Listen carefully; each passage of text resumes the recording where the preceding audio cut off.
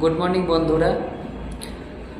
আমি আজ একটা জিনিস প্ল্যান করেছি, সেটা হলো যে আইপিএলের প্রত্যেকটা ডট বলে যে একটা করে গাছ লাগানোর জন্য যেটা অ্যাডভার্টাইজমেন্ট করা হচ্ছে, তো ওই ডট বল হিসাবে আমরা ইন্ডিভিজুয়ালি সবাই যতটা পারি একটা করে গাছ লাগানোই যেতে পারে। তো সেরকমই আমি একটা উদ্যোগ নিয়েছি। আগের বছর সিজনেও আমি কিছু গাছ লাগিয়েছি, সেটা আপনাদের সাথে শেয়ার করব। আপনারা এই দেখুন বন্ধুরা, এই যে আম গাছটি 1 বছর হয়েছে, কি সুন্দর দেখতে হয়েছে না?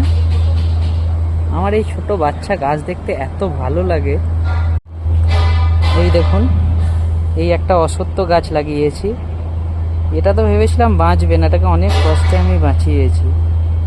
তা দেখুন অবস্থাটা, নিচে থেকে ভেবেইছিলাম মরে যাবে, এখন কি সুন্দর লাগছে দেখতে। এই একটা হলো আম গাছ, আগের আইপিএলের সিজনেই লাগানো।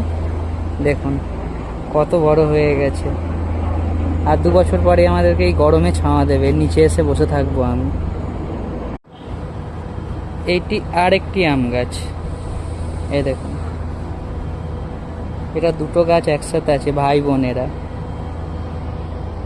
দুজনেই সুন্দর দেখতে হয়েছে।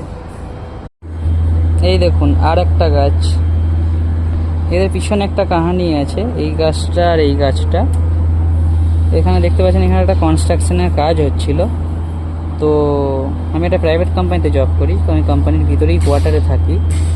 তো এখানে একটা কনস্ট্রাকশনের কাজ হচ্ছিল, তো এখানে যত ইট বালি পাথর সব এখানে ফেলে দিয়েছিল। তো ভেবেছিলাম এই গাছ দুটো মেরেই ফেলবে ওরা, কিন্তু ডেইলি এসে আমি ওই ইট বালি পাথরগুলো সরিয়ে সরিয়ে এদেরকে যেমন করে হোক বাঁচিয়ে রেখেছি। আর এখন দেখুন কনস্ট্রাকশনের কাজও কমপ্লিট হয়ে গেছে, আর এরা কত সুন্দর দেখতে হয়ে গেছে, নতুন নতুন পাতা বেরিয়েছে।